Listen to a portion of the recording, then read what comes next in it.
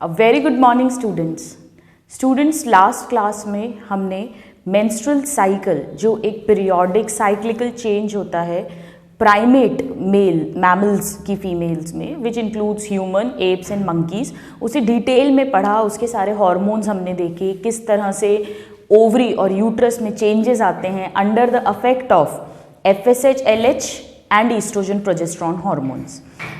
हमने उसका ग्राफ भी अच्छे से बनाया था, उसको पूरा समझा था।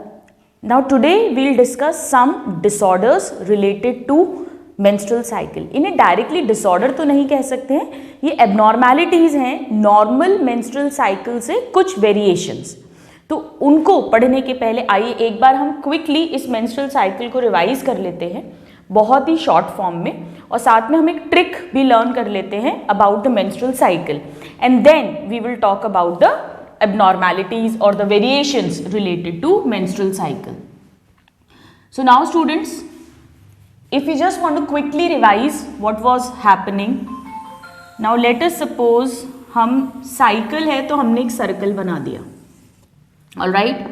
अब menstrual cycle जो होती है, सबसे पहले हम इसके normal duration की अगर बात करें, let me write here normal duration। क्या आपको याद है कितनी थी normal duration?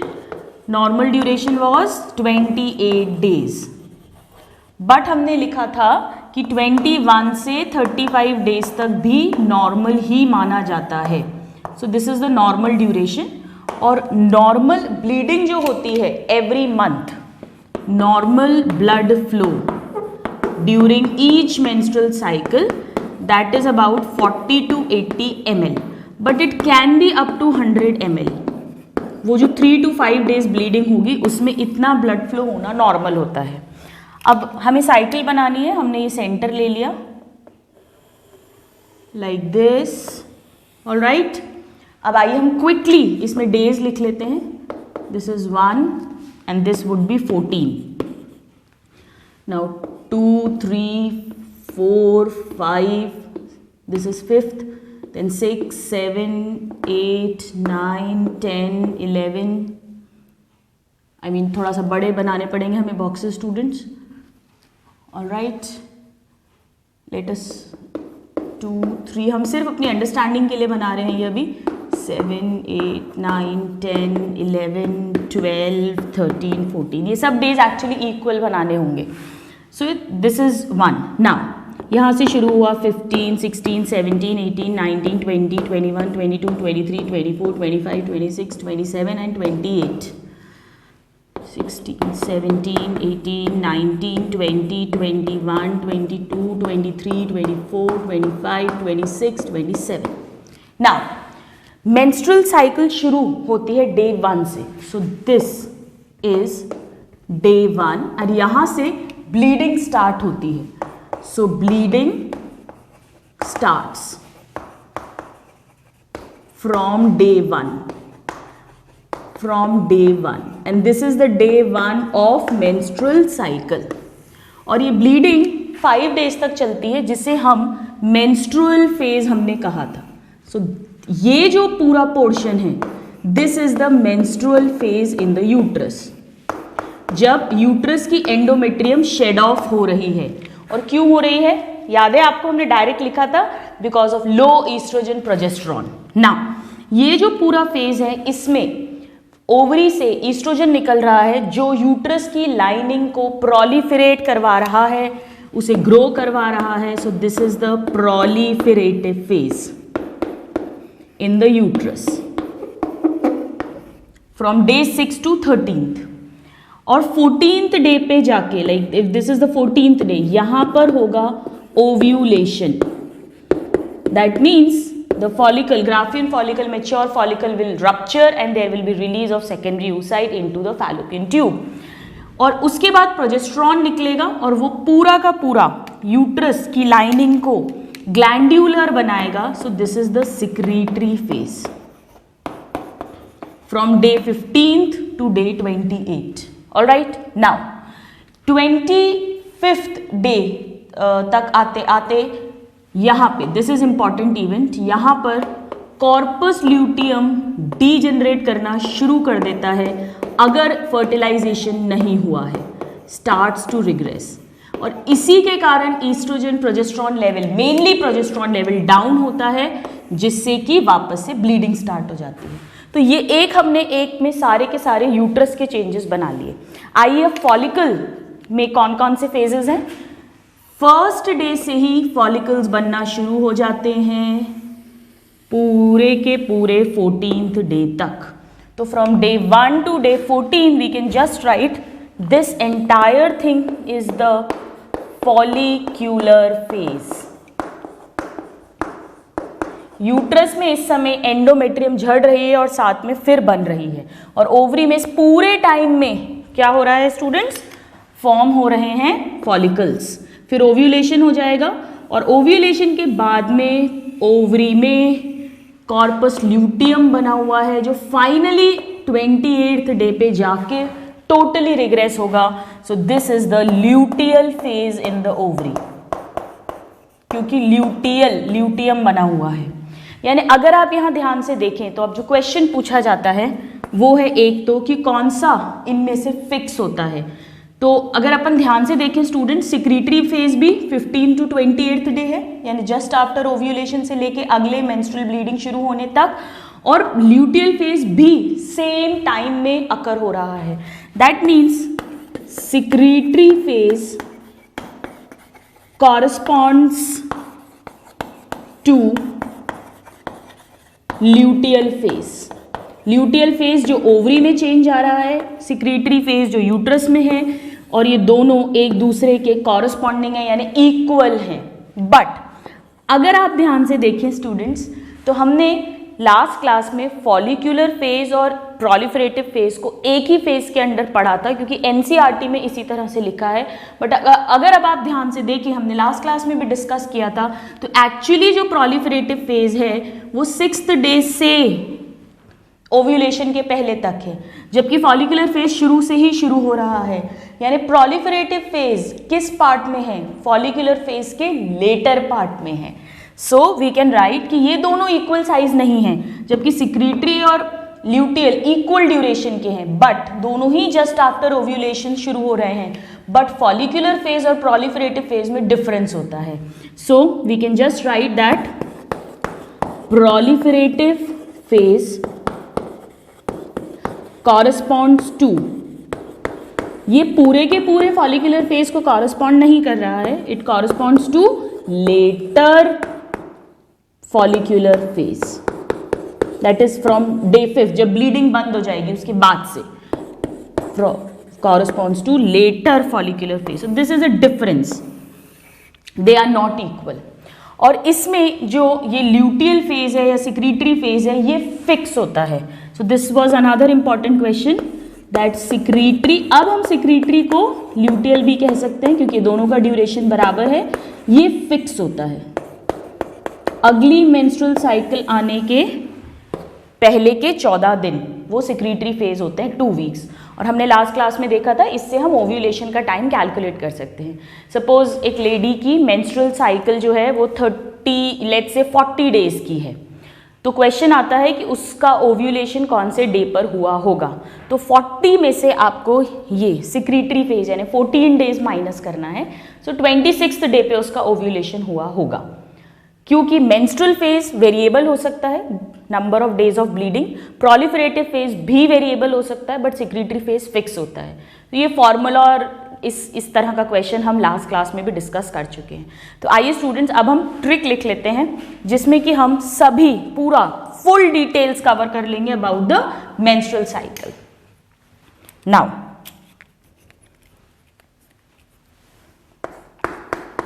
Trick for menstrual cycle.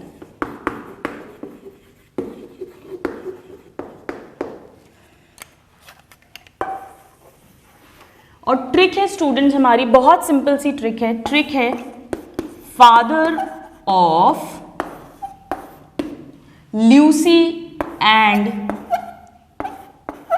मेंसी, ये 2 बहनें हैं, father of Lucy and Mency paid, क्या करते हैं पापा, पे हमारी school fees, paid school fee.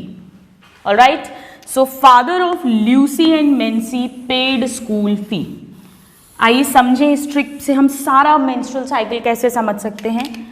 F, this is the follicular phase, जब फॉलिकल का डेवलपमेंट होगा, follicular phase. Then O, ovulation, and then L, that is luteal phase, that means formation and maintenance of corpus luteum। और ये तीनों events कहाँ हो रहे हैं, ओवरी में। so this is also called ovarian cycle because these are the changes which are taking place in the ovary। now what is happening in the uterus? M, menstrual phase, menstrual phase। Menstrual phase के बाद में uterus की lining बढ़ेगी, grow करेगी, proliferative phase P.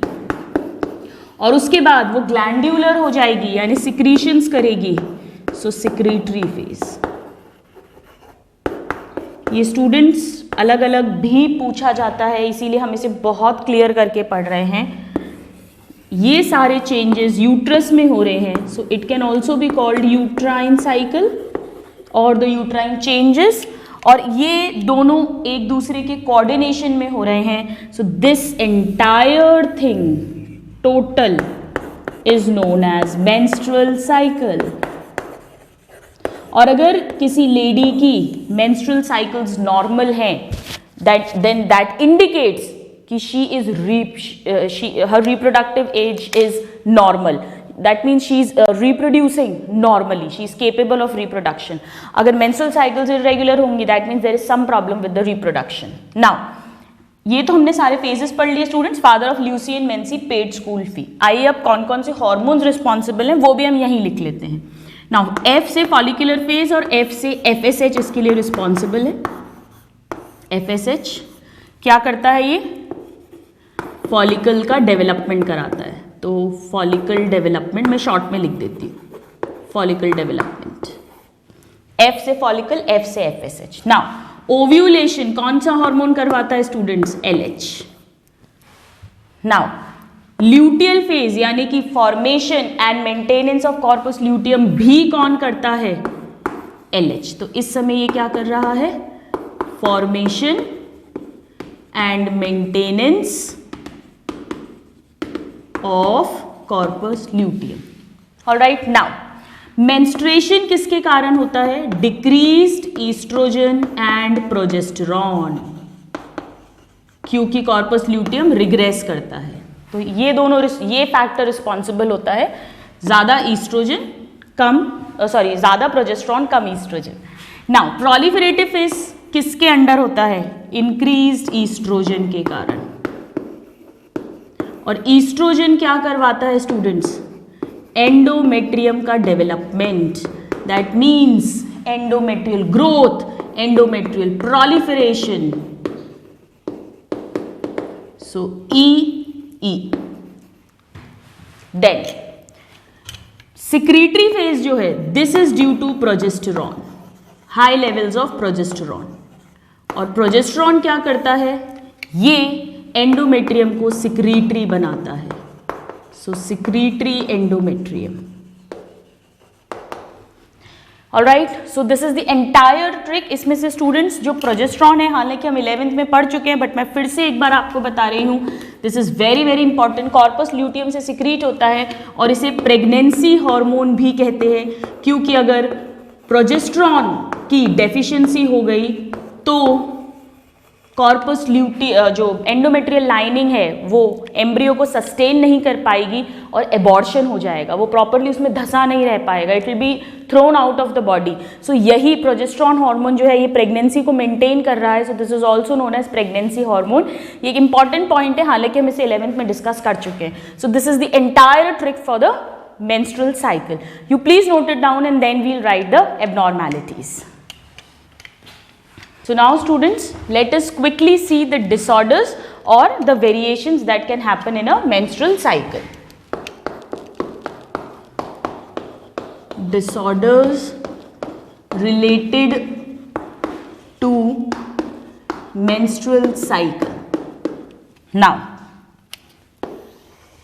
First disorder जो हम already discuss भी कर चुके हैं, जरूरी नहीं है वो डिसऑर्डर हो, and that is amenorrhoea. Amenorrhoea का सिंपल सा मतलब है amenorrhoea. A means absence, so there is absence of menstruation, यानी ब्लीडिंग नहीं हुई, एब्सेंस ऑफ मेंस्ट्रुएशन। अब एब्सेंस दो कारण से हो सकता है, या तो परमानेंटली एब्सेंट हो जाए, कोई हार्मोनल प्रॉब्लम हो, या मीनोपॉज हो जाए, then also it can happen. और एक होता है temporary stoppage of menses, that is generally it indicates pregnancy or the breastfeeding mother that is lactational mother, but it can also be due to, हमने last class में पढ़ा था, poor health, dietary malnutrition, then some drug disorders can be there which are responsible, mental stress भी हो सकता है temporary stoppage के लिए। Now the second important word is precocious puberty। इस पे बहुत क्वेश्चन आता है स्टूडेंट्स, क्या मतलब है प्रिकॉशियस प्यूबर्टी का? हमने पढ़ा है नॉर्मली प्यूबर्टी की एज जो है वो 11 to 13 ईयर्स होती है, बट 9 ईयर्स तक भी अगर पीरियड्स आए, स्टार्ट हों, तो उसे नॉर्मल मानते हैं। बट अगर 8 ईयर्स के पहले ही किसी यंग फीमेल की मेंस्ट्रुअल साइकिल स्टार्ट हो जाए, सपोज 6 ईयर्स पे, 5 ईयर्स पे, then that is called precocious puberty. Pre means पहले, यानी प्यूबर्टी की नॉर्मल एज से पहले ही प्यूबर्टी यानी प्यूबर्टल चेंजेस आ गए, क्योंकि जैसे ही मेंस्ट्रुअल साइकिल शुरू होगी ईस्ट्रोजन के लेवल्स बढ़ेंगे, और ईस्ट्रोजन के लेवल्स बढ़ेंगे तो जो फीमेल सेकेंडरी सेक्स कैरेक्टर्स हैं वो सब डेवलप होना शुरू हो जाएंगे। So this is the onset of menstruation और मेंस्ट्रुअल साइकिल, एक ही बात है, onset of menstruation before age of 8 years. इसमें आपको ये याद रखना पड़ेगा, 8 साल के पहले इस पे क्वेश्चन आता है। 9 ईयर्स या उसके बाद आए, then that is considered normal. Now the third is known as polymenorrhoea. Menorrhoea, poly means many, multiple, और मेनोरिया मीन्स ब्लड का फ्लो होना, बार बार ब्लड फ्लो कर रहा है। नॉर्मली कितना होता है, 21 to 35 डेज में ब्लीडिंग होती है। अगर जल्दी जल्दी फ्रीक्वेंट मेंस्ट्रुअल साइकिल्स हैं, 2 वीक्स या 3 वीक्स में, हर 10-10 दिन में दोबारा से मेंस्ट्रुअल साइकिल आ रही है, हर 12 दिन में, हर 15 दिन में, then that condition is called polymenorrhoea. Very easy to remember, poly means many, so it is increase in the frequency of menstrual cycle, increase frequency, less than 21 days duration। 21 days तक भी अगर आती है तो उसे नॉर्मल मानते हैं। तो कई फीमेल्स होती हैं, यंग फीमेल्स, जिनको पीरियड्स जनरली 24-25 डेज में आते हैं या 22-23 डेज में आते हैं। So students, the girl students, you don't need to worry, that is absolutely normal. अगर 21 डेज से कम में आ रहे हैं, then you need to consult the doctor. Now the fourth is called oligomenorrhoea. इसका ठीक उल्टा, ओलिगो मीन्स लेस, तो इसमें पीरियड्स डीले होकर आ रहे हैं, 2-2 महीने में, 3-3 महीने में। नॉर्मल हम कितना मानते हैं, 35 डेज तक भी अगर पीरियड्स आ रहे हैं, एवरी 35 वीक्स अगर ब्लीडिंग हो रही है, then it is normal. But this is decreased frequency of menstrual cycle, that means more than 35 days duration अगर है, then you need to get it checked. Then there is one more term, students, and it is called menorrhagia. Menorrhagia, ये है oligomenorrhoea and polymenorrhoea. Menorrhoea means menstrual blood का flow होना जल्दी जल्दी या देर देर से। मेनोरेजिया का मतलब ये होता है स्टूडेंट्स कि साइकिल्स में be regular, cycles every 28 days आ रही हैं, बट जो मेंस्ट्रुअल ब्लड लॉस है वो बढ़ गया है, ब्लीडिंग का अमाउंट बढ़ गया है। नॉर्मली 40 to 80 ml, 100 ml तक भी ब्लड लॉस होता है, बट इसमें हैवी ब्लड फ्लो हो रहा है, more than 100 ml blood loss हो रहा है। अब इसमें हो सकता है कि पीरियड्स जल्दी जल्दी भी आ रहे हों, लेट आ रहे हों या नॉर्मल ड्यूरेशन के हों, तो ये सब चीज़ें आपस में कोइंसाइड भी कर सकती हैं। हो सकता है पीरियड्स जल्दी जल्दी आ रहे हों और हैवी फ्लो हो रहा हो, देर से आ रहे हो बट हैवी फ्लो हो रहा हो, या हो सकता है साइकिल नॉर्मल हो बट हैवी फ्लो है। तो अगर सिर्फ हैवी फ्लो है तो हम कहेंगे menorrhagia. So menorrhagia is applicable only to the increased blood loss. So in menorrhagia there is increased blood loss during menstrual cycle. Cycle may be normal. Now this is important. Cycle may be normal duration. हो भी सकती है, नहीं भी हो सकती। So this can be associated with either of these. Increased blood loss से हमारा क्या मतलब है यहाँ पे? It is more than 100 ml. Then it is called increased blood loss. All right. Generally students, polymenorrhoea और मेनोरेजिया लिंक्ड होते हैं। जनरली जल्दी जल्दी पीरियड्स आते हैं और हैवी फ्लो होता है, but cycle may be normal. This is an important point. And last but not the least is dysmenorrhoea. Dysmenorrhoea हमने स्टूडेंट्स 11th क्लास में डिस्निया वर्ड पढ़ा था, अगर आपको याद हो। सो निया वर्ड रेस्पिरेशन के लिए या ब्रीदिंग के लिए यूज करते हैं, और डिस को हमने पढ़ा था डिस्कम्फर्ट यानी डिफिकल्टी यानी पेनफुल। अगर सांस लेने में तकलीफ हो रही है, दर्द हो रहा है, दिक्कत हो रही है, तो हम उसे डिस्निया कहते हैं। इसी तरह से अगर मेंस्ट्रुअल साइकिल, जिस समय ब्लीडिंग हो रही है, मेंस्ट्रुअल फेज है, उस समय अगर पेन हो रहा है उस लेडी को, उस फीमेल को, और जनरली लोअर एब्डोमेन में पेन होता है, then that is called dysmenorrhoea. So dysmenorrhoea means painful menstruation. Direct question आता है students, it is painful menstruation. और ऐसा क्यों होता है स्टूडेंट्स? क्योंकि इस टाइम पे प्रोस्टाग्लैंडिन्स सिक्रीट होते हैं। ये प्रोस्टाग्लैंडिन्स क्यों सिक्रीट होते हैं? ताकि ये यूट्रस को कॉन्ट्रैक्ट करवाएं और ताकि सारा का सारा जितनी एंडोमेट्रियम है वो सब शेड ऑफ हो सके, जो एक्स्ट्रा प्रोलिफरेटेड एंडोमेट्रियम है। बट इन प्रोस्टाग्लैंडिन्स के कारण पेन भी होता है। So this is painful menstruation. So these are some abnormalities और some variations. So we have completed the menstrual cycle today, and अब हम जो नेक्स्ट साइकिल पढ़ रहे हैं उसके बाद हम कंपेयर करेंगे इन दोनों को। वो साइकिल जो है स्टूडेंट्स वो भी मैमल्स में प्रेजेंट है, बट वो नॉन प्राइमेट मैमल्स में प्रेजेंट होती है। All right, so you note this down and then we'll talk about that cycle. Now students, आइए एक और साइकिल समझते हैं जो कि नॉन प्राइमेट मैमल्स के अंदर होती है प्रेजेंट।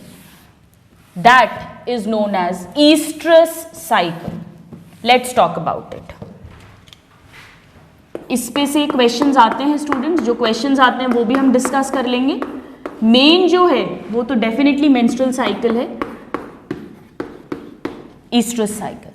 ऑल्दो ये ह्यूमन रिप्रोडक्शन से रिलेटेड नहीं है, हम ह्यूमन रिप्रोडक्शन पढ़ रहे हैं स्टूडेंट्स, आपके एनसीईआरटी में इसका मेंशन नहीं है, लेकिन इस पे से प्री मेडिकल एग्जाम्स में क्वेश्चन आते हैं, इसलिए हम बीच बीच में कुछ ऐसे टॉपिक्स भी कवर करेंगे।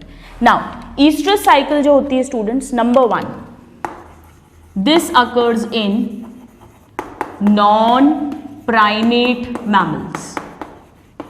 Primate mammals. Now what happens in this, try to understand. इनमें क्या होता है स्टूडेंट्स, ब्लीडिंग नहीं होती एवरी मंथ, ऐसे ब्लीडिंग नहीं होती कि हर महीने एक फॉलिकल मैच्योर करे और उसमें से ओव्यूलेशन हो, और every month a lady is able to produce, reproduce, is able to have pregnancy. ऐसा नहीं होता है। इसमें क्या होता है स्टूडेंट्स, ये 4 फेजेस में डिवाइडेड होती है। आइए समझें। It has 4 phases. Let me right here 4 phases. Number 1 phase जो है उसे कहते हैं pro oestrus phase. Pro oestrus phase में क्या होता है, फॉलिकल्स डेवलप करते हैं इनसाइड देयर ओवरी, सेम जैसे हमारे में होता है फॉलिकुलर फेज। सो इसमें होता है फॉलिकुलर डेवलपमेंट। अब फॉलिकुलर डेवलपमेंट होने के बाद जब ईस्ट्रोजन बहुत हाई हो जाता है, तब उस ईस्ट्रोजन हाई होने के कारण ओव्यूलेशन तो होता ही है LH के कारण, बट ईस्ट्रोजन हाई होने के कारण इन नॉन प्राइमेट मैमल्स में जो फीमेल्स होती हैं वो हाईली रिसेप्टिव हो जाती हैं, और ऐसा इनमें सिर्फ इनके ब्रीडिंग सीजन में होता है। अगर वो breeding seasons once in a year है तो ईयर में एक ही बार वो उस स्पीशीज की फीमेल, जैसे डॉग्स मोनोईस्ट्रस होते हैं, फॉक्स, वोल्फ, लोमड़ी, भालू, ये सब जो हैं they all are monoestrous. That means साल में एक ही बार उनकी ईस्ट्रस साइकिल आएगी, और उसमें भी जब उनका ईस्ट्रस फेज आएगा, यानी जब उनकी फीमेल्स में ईस्ट्रोजन बहुत ज़्यादा बढ़ जाएगा, जिसे हीट पीरियड बोलते हैं, कहते हैं उनकी बॉडी में गर्मी बढ़ गई है, heat period, that means increase estrogen होगा, तब वो सेक्सुअली एक्साइटेड होंगी और वो मेल्स को अट्रैक्ट करेंगी, वो रिसेप्टिव होंगी। उसी टाइम पर कॉप्यूलेशन होगा और उसी टाइम पर वो प्रेग्नेंट हो सकती हैं। अदरवाइज बाकी पूरे साल में they don't show any attraction for males, they don't show any copulation, they don't breed. So this is very very important. So the second phase is estrus phase. Estrus phase में क्या होता है students? Ovulation occurs. So ovulation occurs, but ऐसा नहीं है एक महीने में एक बार, ये ईस्ट्रस फेज आता है। जैसे अगर मोनो ईस्ट्रस एनिमल है, यानी ईयर में एक बार ईस्ट्रस साइकिल है, तो उस साइकिल में अलग अलग एनिमल की, अलग अलग स्पीशीज का अलग अलग डिफरेंट ईस्ट्रस पीरियड होता है। सपोज अगर ईस्ट्रस फेज 14 to 21 डेज है, यानी उस 14 to 21 डेज के बीच में ईस्ट्रोजन बहुत हाई है, फीमेल रिसेप्टिव है, कॉप्यूलेशन अगर होगा तो प्रेगनेंसी हो सकती है। सो ओव्यूलेशन अकर्स, कई बार हो सकता है ओव्यूलेशन। इंक्रीज ईस्ट्रोजन लेवल्स, और इंक्रीज ईस्ट्रोजन लेवल्स के कारण female becomes receptive, otherwise female is not receptive. और फीमेल जब रिसेप्टिव बनी, इसका मतलब then female attracts male, and then copulation can occur only during this phase, only during this phase, otherwise कोई attraction नहीं होगा। It is not like humans कि पूरे साल में कभी भी they can have attraction, they can have coitus, they can have babies. It is not like that. So copulation occurs only during this phase, ये क्वेश्चन पूछा जाता है। और ये सब कुछ क्यों हो रहा है, बहुत इंपॉर्टेंट है। Due to high estrogen levels the female becomes receptive, और फीमेल जब रिसेप्टिव होती है देन इसको कहते हैं कि ये हीट पीरियड है, that she is in the heat period. This is how it is pronounced, that she is in the heat period. So and then she can breed, she can achieve pregnancy. इसके बाद में फिर next आएगा metaestrus phase. Metaestrus means अब कॉप्यूलेशन हो चुका है या नहीं भी अगर हुआ है, जो भी है, ओव्यूलेशन हो गया है, और ओव्यूलेशन के बाद में अब corpus luteum starts forming after ovulation. So after ovulation corpus luteum starts to form, और इसके बाद में फोर्थ फेज आएगा, दैट इज डायस्ट्रस फेज, और इसमें कॉर्पस ल्यूटियम बहुत सारा प्रोजेस्ट्रॉन सिक्रीट करेगा। So corpus luteum secretes progesterone. अगर कॉप्यूलेशन होके प्रेगनेंसी हुई है तो ये प्रोजेस्ट्रॉन उसको मेंटेन कर लेगा, और अगर नहीं हुई है तो सेम क्या होगा, ये प्रोलिफरेटेड एंडोमेट्रियम, ईस्ट्रोजन ने जो बढ़ा, इनके यूट्रस की लाइनिंग बढ़ाई होगी इसी ईस्ट्रस फेज के दौरान, वो शेड ऑफ नहीं होती स्टूडेंट्स, इसीलिए इनमें ब्लीडिंग नहीं होती। बल्कि अगर प्रेगनेंसी नहीं हुई है तो वो बढ़ी हुई एंडोमेट्रियम इसी फेज में बढ़ेगी, ईस्ट्रस फेज में, जब ईस्ट्रोजन बहुत हाई है, बिल्कुल हमारी तरह, लेकिन वो शेड ऑफ नहीं होगी। इसमें इनके जो प्रोलिफरेटेड ईस्ट्रोजन है, बढ़ी हुई मोटी हुई ईस्ट्रोजन है, वो यूट्राइन वॉल रीएब्जॉर्ब कर लेता है, और जब वो रीएब्जॉर्ब हो जाएगी, उसकी शेडिंग नहीं होगी, तो इनमें ब्लीडिंग नहीं होती है स्टूडेंट्स। ब्लीडिंग केवल मंकीज, एप्स एंड ह्यूमंस में होती है। This is a unique feature. Alright, so you note this down, then we'll write few more points about this.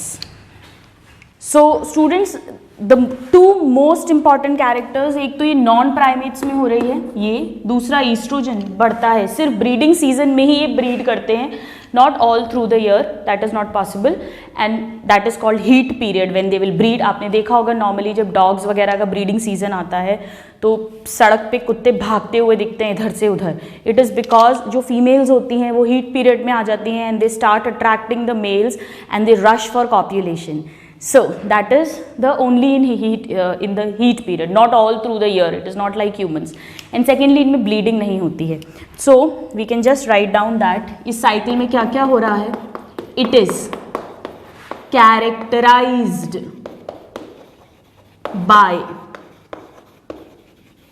by changes in the behavior, changes in the sexual behavior of female,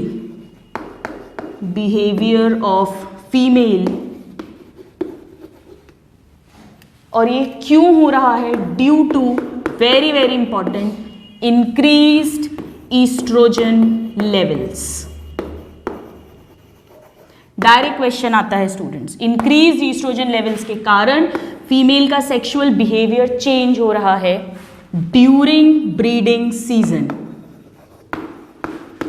during breeding season this happens, यानी वही जो second वाला oestrus phase है, पूरी cycle को oestrus cycle कहते हैं. Now the female is said to be in heat period. तो ये क्वेश्चन पूछते हैं इन हीट पीरियड, ये किस में है? ईस्ट्रस साइकिल से रिलेटेड वर्ड है, ईस्ट्रोजन के बढ़ने के कारण है, जिसमें कि फीमेल रिसेप्टिव है and it attracts males. So female is receptive, she becomes receptive and attracts male and copulation happens, attracts males. Now if there is no fertilization, if there is no pregnancy, then इसमें menstrual bleeding नहीं होती. This is very very important. So there is no bleeding, no bleeding occurs if no pregnancy or fertilization ना हो. If no pregnancy, there is no bleeding. Very very very important point. Why? Because जो proliferated endometrium है, proliferated endometrium gets reabsorbed. It is not shedded, बाहर नहीं झड़ती, gets reabsorbed by uterine wall. So we can just write down that it is not shedded off, not shedded off. This is another important point, very very very important point of estrous cycle.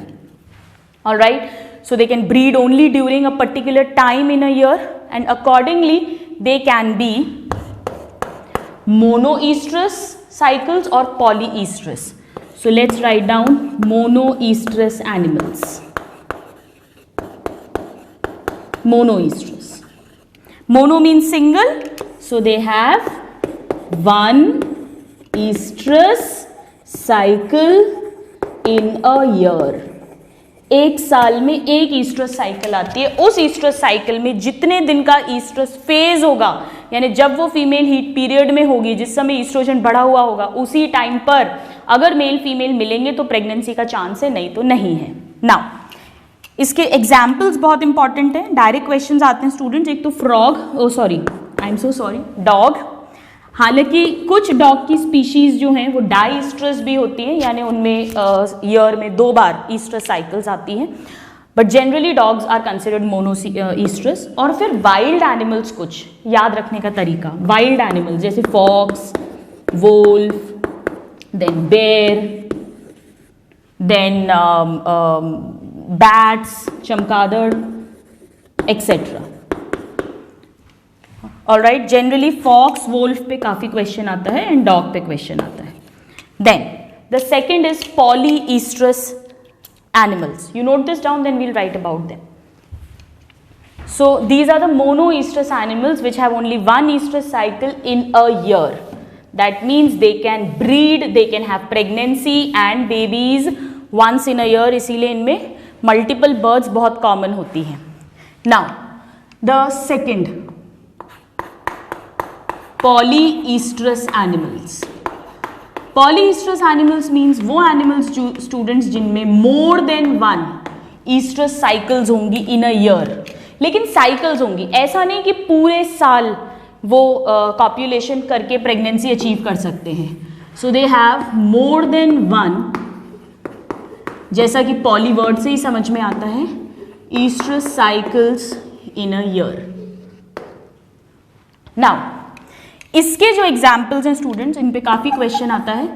पहले kettles, दूध देने वाले जितने भी होते हैं cattles, like cow, goat, all these cows, goats, etc. ये more than one time in a year they are in that heat period and they can have pregnancy. Then very important इसमें है students cat, rat. याद रखने का तरीका, dog, cat, rat होता है. Dog cat को खाता है, कैट रैट को. तो डॉग तो मोनोइस्ट्रस है, बाकी कैट रैट इधर आती हैं. Then horse, pigs. ये वो एग्जाम्पल्स हैं स्टूडेंट, सभी एग्जाम्पल्स इंपॉर्टेंट है इसमें, इन सब पे ही क्वेश्चंस पूछा जाते हैं. So they are पॉलीइस्ट्रस animals. Now जो इनकी दो ईस्ट्रस साइकिल के बीच का पीरियड है, जबकि ये cycle is not going on, उस टाइम पर इन एनिमल में, फीमेल्स में कोई भी एक्टिविटी नहीं चल रही है सेक्सुअली, रिप्रोडक्शन वाइज अगर हम बात करें, तो उस शांत अवस्था को, उस शांत फेज को, उस क्वाइट फेज को कहते हैं एनईस्ट्रम या एनईस्ट्रस, कुछ भी कह सकते हैं आप. एन मीन्स ए या an means absence of estrous cycle. इस समय estrous cycle is not going on. That means it is the quiescent, यानी शांत, quiescent, when there are no changes happening in the female body reproduction wise, quiescent stage in between two estrous cycles. दो estrous cycles के बीच की शांत stage को कहते हैं एनीस्ट्रम. और क्वेश्चन आता है कि can animal reproduce in anoestrum? No, the animal can not reproduce. इस समय पर pregnancy can not happen. It should be very very clear. इस तरह से क्वेश्चन पूछा जाता है. So this is about the oestrus cycle. Now अगर हमें जस्ट एक डिफ्रेंशिएटिंग फॉर्म में इन्हें पढ़ना हो, क्योंकि क्वेश्चन भी आते हैं स्टूडेंट्स, प्लस आपके स्कूल लेवल पर भी पूछा जाता है. नाउ सपोज इधर हम लिख लेते हैं menstrual cycle, and here let us write estrous cycle. इसमें स्कूल में भी 2 मार्क्स पे क्वेश्चन आ सकता है और एमसीक्यूज तो पूछे ही जाते हैं. So what is the first difference? The first main difference is, पहला डिफरेंस कि जो मेंस्ट्रुअल साइकिल है, this occurs in primate males, primate males and primate mammals. That means human, apes and monkeys. Whereas estrous cycle जो है ये non primate mammals, यानी इन primate mammals को छोड़कर जितने भी मैमल्स हैं उनमें प्रेजेंट होती है. So this is the first point of difference. Now the second, menstrual cycle में एंडोमेट्रियम की शेडिंग होती है तो ब्लीडिंग होती है.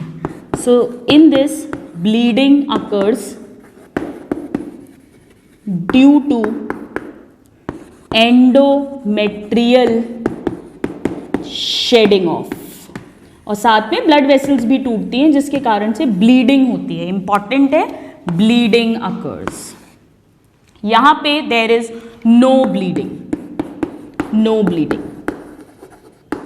Why? Because endometrium is reabsorbed by the uterine wall, so they don't bleed, is रीएब्सॉर्ब्ड.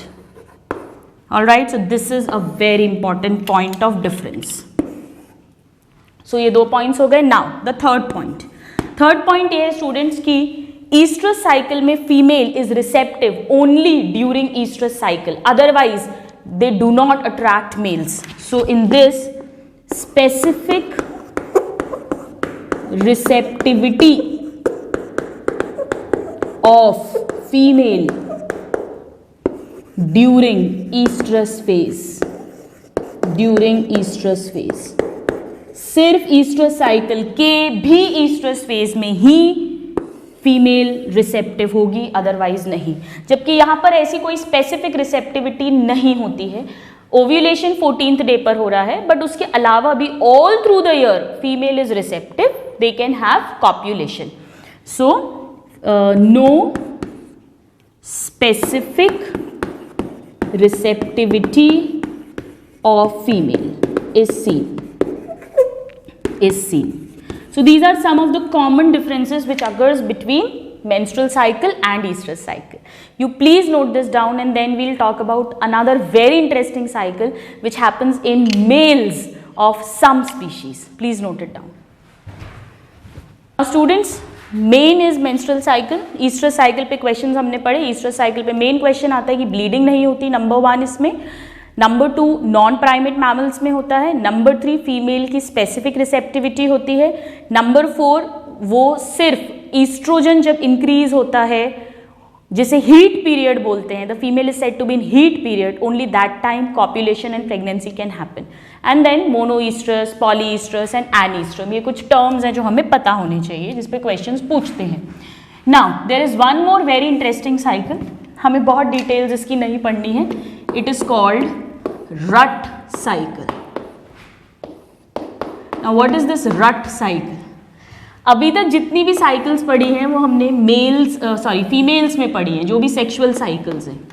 But इसमें कुछ mails में, कुछ स्पीशीज में, मेल्स के अंदर जनरली क्या होता है, सभी स्पीशीज में, चाहे वो प्राइमेट्स हो चाहे नॉन प्राइमेट्स हो, सभी में मेल्स जो होते हैं वो all through the year they are they can have copulation, pregnancy if the female is ready.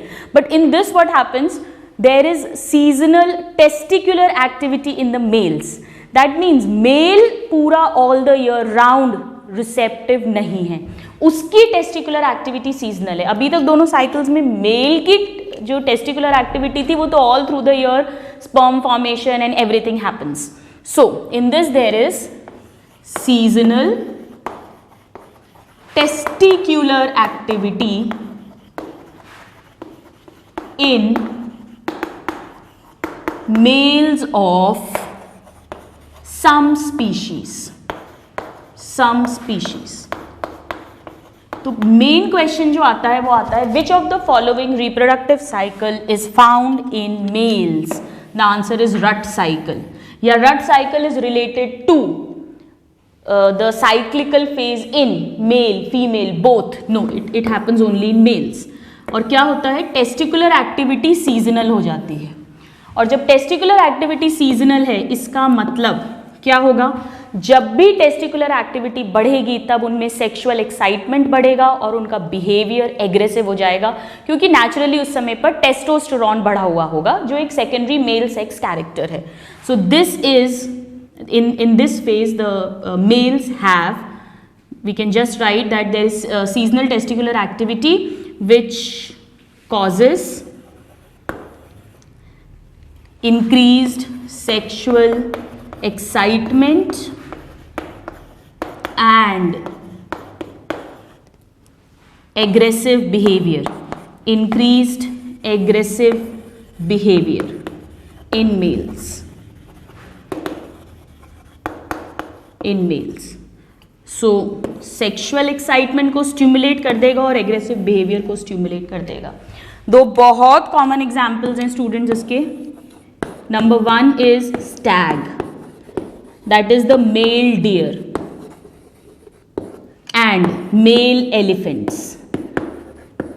Students, अगर आपने कभी सुना हो तो जो हाथी होते हैं और हिरण होते हैं, इनमें सीजनल टेस्टिकुलर एक्टिविटी होती है. उस समय पर ये बहुत एग्रेसिव हो जाते हैं, और जो बारहसिंगा होता है वो तो इतना ज़्यादा एग्रेसिव होता है कि उनके जो लंबे लंबे सींग होते हैं उससे वो आपस में लड़ते हैं और लड़कर जो जीतता है that male gets the female. So male deer and male elephants. ऐसे मेल एलिफेंट्स को आपने सुना होगा कि मतवाला हाथी मीन्स उस टाइम पे उसकी टेस्टिकुलर एक्टिविटी बढ़ जाती है, it becomes very very aggressive.